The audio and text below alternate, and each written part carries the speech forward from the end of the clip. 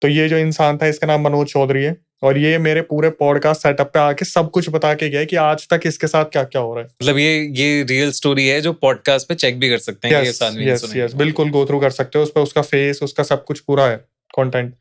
तो उसने बताया था कि भाई मेरे जो बुजुर्ग थे, जो मेरे दादा परदादा उनसे भी ऊपर जो थे, वो एक टाइम पर जिन की सेवा करते थे। जिन की सेवा करने का मतलब है कि आप उन्हें प्रसाद दे रहे हो, खीर चढ़ा रहे हो, बताशे दे रहे हो, और आप उनको अपनी देवता भगवान की तरह मान रहे हो। पहले के टाइम पे ऐसा हुआ करता था कि जो राजा महाराजा हुआ करते थे वो भी अपने साथ जिन रखते थे किसी युद्ध को जीतने के लिए, क्योंकि जो साम्राज्य में बातें होती है अंदर, राजा को धोखा देने वाली जिन वगैरह से पता किया जाता था। तो इनका जो पूरा परिवार था वो जिनों की सेवा करता था। तो क्या हुआ, एक टाइम पर जो इनके कोई बुजुर्ग थे, वो उन्होंने पूरा एक, जैसे एक जगह है, चौतरा लगा लेते हैं, चौतरा में एक पूरा गड्ढा कर रखा था जहां पर हमेशा नीचे आग जलती रहती थी और बड़ी कढ़ाई पे हमेशा खीर बनती रहती थी। तो ये माना जाता था कि ये खीर जो बनती थी जिनों के लिए बनती थी, कि जिन इसका भोग लिया करते थे और उसके बाद इनका काम किया करते थे। तो जो बुजुर्ग थे उन्होंने क्या करा, अपने किसी फंक्शन में जाना था। लेकिन ये फैमिली हिंदू है।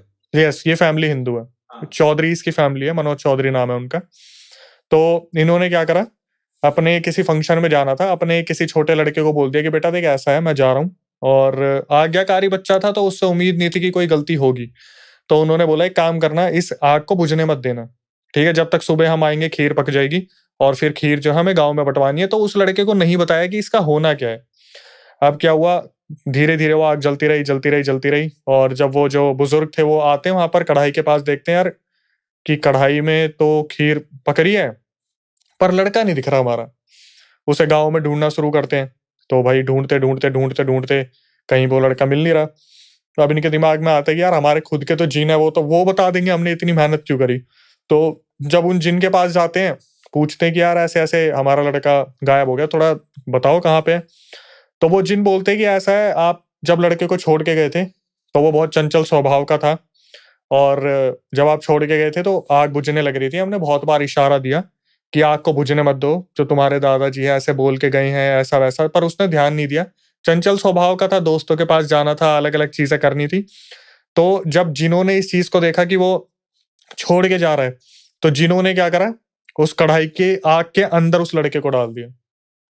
ये चीज़ जब उनके दादा-परदादा को पता चला कि भाई हमारा लड़का ही फूँक दिया इन्होंने, कढ़ाई के नीचे सिर्फ़ खीर खाने के लिए, तो उनके जो दादा-परदादा थे उन्होंने इस चीज़ को वहाँ पर बोल दिया कि आज के बाद हम जिन की सेवा नहीं करेंगे। और ये बात पता नहीं कब 50, 60, 70s की होगी, तो उन्होंने एक तांत्रिक को बुलाया और ये सारे के सारे जो जिन थे ये बँधवा के एक कहीं पे रखवा दिए। अब जो हमारे सब्सक्राइबर आए हैं मनोज चौधरी, ये बताते हैं कि भाई मेरे से क्या गलती हुई मैं बताता हूँ। मनोज जो थे वो थोड़े शैतान किस्म के थे। जब ये अपनी पीढ़ी में आगे बढ़ते आ रहे थे, इनके परिवार में इनके और भी भाई-बहन थे। तो मनोज ने क्या करा, जब ये 7, 8, 10 साल के रहे होंगे, अपनी दादी के पास जाते हैं और बोलते हैं दादी मुझे ऐसे-ऐसे पैसे चाहिए, या नानी के पास गए थे कि मुझे पैसे चाहिए खर्चे के लिए। तो नानी ने मना कर दिया कि तू डेली आ जाता है, मैं इतने कहाँ से दूँगी, शरारत करता है तू, उल्टा-सीधा खा लेता है, तबीयत खराब हो जाती है। तो ये सब बोल के दादी-नानी वहाँ से खिसक गई। वहां से जब उठ के चली गई तो मनोज के दिमाग में क्यूरियोसिटी आई कि भाई नीचे संदूक रखा हुआ है, इसमें तो मिलेंगे सिक्के। तो उसने, मनोज ने क्या करा, वो संदूक खोला और उसमें जब हाथ पैर मारा तो एकदम से उसे दिखता है कि कुछ है, लोहे का कुछ तो है, अगर कुछ नहीं है तो इसे ही बेच दूंगा। उसने क्या करा, उस पूरे हिस्से को खोल दिया। उसके अंदर एक त्रिशूल थी, त्रिशूल के बगल में बहुत सारी चीजें पोटली से बांध रखी थी, उसने वो खोल दिया सब कुछ। और वो वही जिन थे सारे के सारे जो बांध के रखे हुए थे उसमें, संदूक के अंदर। अब ये आदमी खुद बता रहा है सब कुछ। फिर इसने बताया कि भाई उस दिन से ना मेरे घर में अलग-अलग हरकतें होना शुरू हो गई। जैसे मुझे अलग-अलग टाइप की एंटिटीज दिखना शुरू हो गई थी और सारी की सारी एक होता है कि 7-8 फीट की एंटिटीज आती थी और मुझे उन्होंने बहुत हॉन्ट किया। अब मैं इसे सुन रहा था एज़ अ कंटेंट कि भाई ठीक है भाई बता रहा है, इनको लगता होगा, कुछ अनुभव होंगे। इन्होंने अचानक से चलते पॉडकास्ट में पता है क्या बोला मेरे से? कि अक्षय भाई पता है, मुझे अभी भी ऐसा लग रहा है कि मेरे बगल में वो बैठा हुआ है एंटिटी, वो जिन बैठा हुआ है। अब इसके बाद इन्होंने थोड़ा हमें डराना शुरू कर दिया। बोले कि आपको एक बात बताऊं, हमारा स्टूडियो है, दुनिया भर की लाइट्स हैं। बोला अगर ये लाइट बंद हो गई ना तो शायद आपके ऊपर केस हो जाएगा। मैं बोला क्यों? बोला मुझे ऐसा लगता है कि जैसे लाइट बंद होगी ना वो जिन मेरे ऊपर अटैक कर देंगे। 2 मिनट के लिए तो हम थोड़े से हो गए कि भाई ये गलत आदमी ये को ले आए हैं पहले बताना था ना ये सब कुछ, तो अब क्यों बता रहे हो। उसके बाद वो बताना शुरू करते हैं कि मेरे साथ ऐसा होता है कि मुझे पता होता है जिस घर में मैं हूँ उस घर में किस कोने में वो जिन खड़ा हुआ है, मल्टीपल जिन है और उस टाइम पे खुले थे। तो हुआ क्या, धीरे धीरे जैसे इसकी उम्र बढ़ती गई ना, इसने अपने घर पे बताना शुरू कर दिया कि मेरे साथ ये दिक्कत हो रही है, मैं रात को वॉशरूम के लिए उठता हूँ तो मुझे ऐसा लगता है पीछे कोई चल रहा है, मेरे मेरे साथ हमेशा कोई ना कोई है। और वो जो जिन थे उन्होंने इनके पूरे घर को हॉन्ट करना शुरू कर दिया था। इनके जो भाई बहन थे उनके साथ भी दिक्कतें होनी शुरू हो गई कि वो चिल्ला के उठा करते थे, घर में सारे काम बिगड़ने लगे। तो जब इन्होंने घर पे बताया बढ़ती उम्र में, जैसे मान लो 17-18 साल में इन्होंने अपने घर पे बता दिया कि मेरे साथ ये दिक्कतें हो रही है कि मेरे काम नहीं बन रहे। तो जो दादी नानी थी उन्होंने क्या करा, बहुत सारे तांत्रिकों से कांटेक्ट किया कि भाई इसने खोल दिया। दादी नानी को पहले ही पता चल गया था कि इसने खोल दिया है, क्योंकि जब दादी नानी जो थी उन्होंने संदूक देखा था तो उन्हें पता चल गया खुल गया। तो छोटी उम्र में ही 8-10 साल का जब मनोज था उसे बुलाया था, उससे पूछा गया कि भाई ये तूने क्या करा, तो उसने बता दिया कि दादी मुझे कुछ पैसे चाहिए थे, मैंने खोल दिया। तो उसी टाइम पे मनोज के पापा को भी बुलाया था और बता दिया था कि इतने सालों से जो चीज बंदी रखी थी आपके बच्चे ने खोल दी। उसी टाइम से जब ये 10-12 साल का था एक तांत्रिक की खोज शुरू हो गई थी कि कोई ऐसा तांत्रिक पकड़ के लेके आओ जो इन जिनों को बांध दे। लेकिन जो भी तांत्रिक आता था वो यही कहता था कि वो कोई महापुरुष था उस टाइम पे जो 50-60s में था जिन्होंने बांधा था। अब ये चीज पॉसिबल नहीं है कि हम ऐसी एंटिटी को इस टाइम पे इस तरीके से कंट्रोल कर ले। और रही बात इसकी कि अगर पूछा जाए कि क्यों नहीं कंट्रोल हो रहे, तो उनके अंदर वो एग्रेशन और रिवेंज की भावना थी कि एक टाइम पे जो परिवार हमें पूजा करता था, जो हमें इतना माना करता था, वो अचानक से हमें बंद करवा दिया, तो हम बाहर आएंगे तो सबको खत्म करेंगे। अब धीरे धीरे इसकी उम्र बढ़ती रही, इसकी शादी हुई, इसके बच्चे भी हुए मनोज के। मैंने ऐसे ही ये क्वेश्चन पिक कर लिया कि भाई फिर आपकी शादी वादी और की है? बोला हाँ भाई मेरी शादी है, मेरी शादी से बच्चे भी हैं। मैंने बोला फिर वाइफ? बोले वो मुझे छोड़ गई। मैंने बोला मतलब?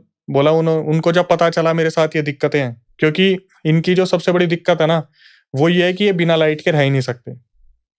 इनका पूरा पूरा टाइम इसी चीज में जाता है कि अगर ये रात को बैठे हुए हैं तो ये टीवी देखते रहेंगे, लाइट सारी ऑन है।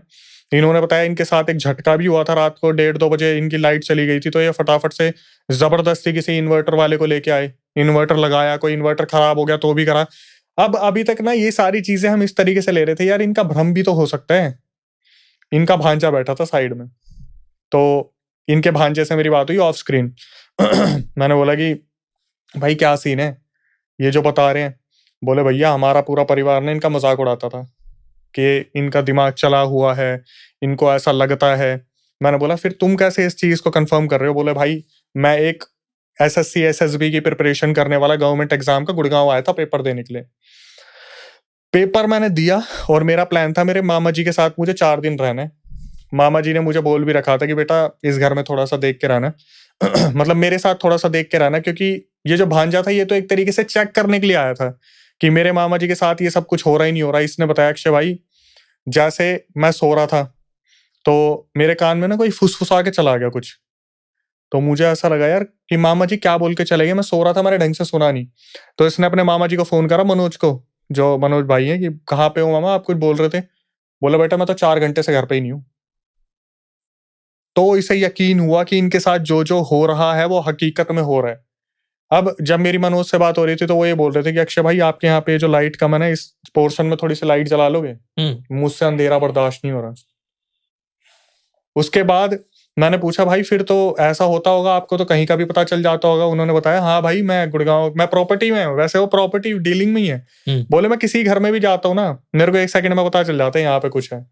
और वो बैक एंड पे तो नहीं बताते कि इस प्रॉपर्टी में कोई दिक्कत है, तो ये ही फोन करके पूछ लेते हैं। एक बार का इनके साथ इंसिडेंट हुआ, ये नए घर में शिफ्ट हुए थे तो इनका दोस्त भी इनके साथ आया था रहने के लिए। तो इन्होंने उससे बोला भाई इस घर में ना दिक्कत है, मुझे जलने की बदबू आती है, मुझे ऐसा लगता है इस घर में किसी औरत ने कोई ना कोई सुसाइड करी है या हमारे घर के बगल में किया। तो दोनों के साथ कोई वाक्या हो गया। मनोज के साथ भी ऐसे रात को हुआ कि कोई एंटिटी आके चली गई और दोस्त ने भी फील करा कि कुछ ना कुछ तो दिक्कत थी। तो इन्होंने क्या करा, जब ऑनर को फोन करा ना तो ऑनर ने इनसे पूछ लिया तुम्हें कैसे पता चला कि 3 महीने पहले इस घर में कोई जल के मरा था। ये चीज होते आ रहे हैं आज तक। उनकी 42 एज हो गई, जहां पर ना तो वो ठीक हो पा रहे हैं ना तो कोई सॉल्यूशन मिल पा रहा है। उन्होंने ये चीज मैंने पूछी उनसे कि भाई फिर कैसे रहते हो आप? बोले भाई मैं सुबह सोता हूँ, जब अपनी सनलाइट आ जाती है 2-4 घंटे सो के अपने ऑफिस चला जाता हूँ, काम पे लगा रहता हूँ मैं पूरी रात। बोले पूरी रात मूवी देखता रहता हूँ, सीरीज देखता रहता हूँ। मुझे पता है जिस दिन लाइट बंद होगी वो मेरा आखिरी दिन होगा। अरे बाप रे। और उनके पूरे परिवार को डिस्टर्ब कर रखा है, उनके परिवार वालों ने ताबीज ले लेके अपने आप को बचा रखा है, लेकिन क्योंकि मनोज ने इस चीज को खोला था तो मनोज आज भी उन सब चीजों से जूझ रहे हैं और हमारे सामने बैठ के बता रहे थे। और जो इंसान ये बोल दे भाई मुझे तो अभी भी लग रहा है मेरे साइड में कोई बैठा है, उस टाइम पे हमारा कैमरा भी डिफोकस हो गया था। हालांकि डर सा लगता है। वो तो एडिटिंग के टाइम पे पता चला था कैमरा डिफोकस हो गया। तभी सोच के ऐसे लग जाता है कि डर रहे यार, ये क्या हो रहा है, ये कैसे। वो सामने इंसान बता रहा है ना कि अगर आपके यहाँ पे लाइट चलेगी मैं मर जाऊंगा, तो हमें तो यूं लग रहा था भाई ऐसी कौन सी चीज छेड़ दी इन्होंने कि 1 सेकंड के अंदर और हो जाएगा। और जब हम स्टडी कर रहे थे ना भाई इस बारे में, तो वहां पर ये चीज मेंशन थी कि जिनके पास इतनी पावर होती है कि इन माइक्रो मिली सेकेंड्स के अंदर वो आपको खत्म कर सकते हैं, आपको टच करते ही आपको भस्म कर देंगे वो, क्योंकि ऑब्वियसली वो फायर से बने हुए हैं। और जिस तरीके से आपने एक रिवेंज के साथ उस चीज को खोल दिया, तो उनकी प्रोटेक्शन के लिए बहुत जगह बात हो रही है, लेकिन ऐसे कोई तांत्रिक या सिद्ध पुरुष मिल नहीं रहे जो उन्हें प्रोटेक्ट कर पाए इस चीज।